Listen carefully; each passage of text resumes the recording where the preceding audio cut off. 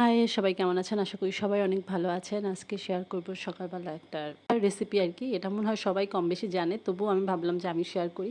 বাড়ি থেকে অনেকগুলো আম এসেছে। কিন্তু আমের ভিতরে অনেকগুলো এমন পাকা পেকেছে যেগুলো আসলে হচ্ছে না ভালো মতন বা জুস করেও খেতে ভাল লাগতেছে না। তাই ভাবলাম যে আজকে সকালবেলা তাহলে এটা দিয়ে একটা পিঠা বানাই। সাপটা পিঠা আমার অনেক বেশি পছন্দের। তো আমি ভাবলাম যে আমের যেটা মানে আমের যে পিউরি ছিল সেটা দিয়ে কেননা পুর বানাই। তো এইজন্য আমি প্রথমে আমটা ছিল, আমটাকে চিনি দিয়ে একটু জাল দিয়ে নিয়েছি যাতে ভেতরে কোনো জল না থাকে। তার ভেতরে আমি দুধ অ্যাড করে দিব। এখানে আপনি ঠান্ডা দুধ বা কিংবা গরম জাল করা দুধও দিতে পারেন। তো আমি ঠান্ডাটাই দিয়েছি, ফ্রিজ থেকে নামিয়ে একদিন আমি চালের গুঁড়ো অ্যাড করে পুরটা একটু ঘন করে নিয়েছি। এটা চালের গুঁড়ো অ্যাড করলে পুরো একটু ঘনত্ব আসে এবং সুন্দর একটু একদম মাখো মাখো হয়। তারপর আমি এই যে পাটিসাপটা পিঠার জন্য গোলা করে নিয়েছি। পাটিসাপটা পিঠা আমার প্রতিবারই প্যানে লেগে যায়। তো এবারও কিছু আলাদা হয়নি। প্রতিবারই দেখা যাচ্ছে আমি পিঠা বানাতে যাই আর প্রথম পিঠাটা একদম প্যানের সাথে লাগবেই। তবে এবার একটু কম লেগেছে, তুলনামূলকভাবে ভেঙে চুরেছে কম। শুধু এই পিঠা না, এমনিতে যখন আমি তেলের পিঠা বানাই তখন দেখা যাচ্ছে প্রথম ৫, ৬ বা ১০টা পিঠা ওঠেই না।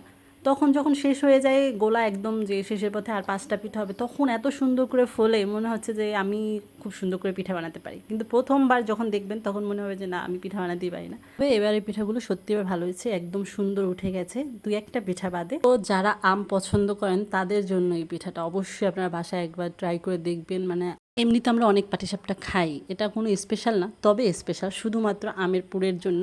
যদি আপনারা আমের পুর দিয়ে পিঠাটা বানান তাহলে সত্যি আপনারা এই পিঠার ফ্যান হয়ে যাবেন, না শুধু পুরের ফ্যান হয়ে যাবেন। কারণ পিঠাটা আসলে আলাদা কিছু না, কিন্তু পুরটা অমায়িক লাগে খেতে। তো শেষে আমি পিঠা বানাতে বানাতে ভেবেছি পুর কম পড়বে, পিঠা বেশি হবে, কিন্তু এখন দেখেছি পুর রয়ে গেছে। তো আমি এক পিঠা বানাচ্ছি, এটা শুধু রুষার বাবাকে দেবো, মানে একদম পুর ভরে ভরে দিয়েছি, কিন্তু সেই জন্য পিঠাটা উঠাতে যে ভেঙেও গেছে।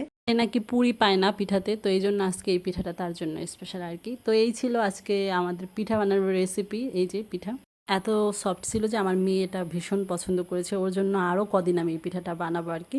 তো মেয়ের জন্য আবার ডিম ভাজলাম, কারণ রুষা সকালবেলা ডিম ভাজিটা পছন্দ করে। এরপর আমরা নাস্তা টাস্তা করে চলে গেলাম রান্না করতে। যেহেতু ওয়েদার একদমই ভালো ছিল না, তো ভাবলাম যে একদম হালকা পাতলা রান্না যেগুলো আছে, জলও ছিল না, তাই আমার পছন্দের ভাজি সেটা হলো মূলো ভাজি। আর এটা গ্রেটারে কুচি করতে আমার এত ভালো লাগে, এটা খুব আমার মজা লাগে। দেন এই তো করা হয়ে গেছে। এবার আমি এর ভিতরে ফোড়ন দিই, কালিজিরা ফোড়ন। তো রুষার বাবা এবার বললো যে না, কালো জিরা ফোড়ন না, শুধু পেঁয়াজ ফোড়ন দিয়ে বা পেঁয়াজ দিয়ে মূলা ভাজিটা করতে। তাই আমি পেঁয়াজ দিয়ে মূলা ভাজিটা করলাম আর কি। আপনাদের কার কার মূলা ভাজি ভালো লাগে? আমার কিন্তু ভীষণ ভালো লাগে, বিশেষ করে ডালের সাথে মূলো ভাজি আরও বেশি ভালো লাগে।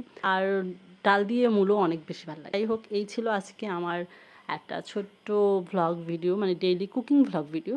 সবার কেমন লাগলো জানাবেন। আর হ্যাঁ, আমি আসলে ডেইলি আমি নিজে যা রান্না করি বা নতুন রান্না করি সেগুলোই আমি শেয়ার করি। এমন না যে আমি প্রথম রান্না করেছি, সেরকম কিছু না। সবাই ভালো থাকবেন, ধন্যবাদ।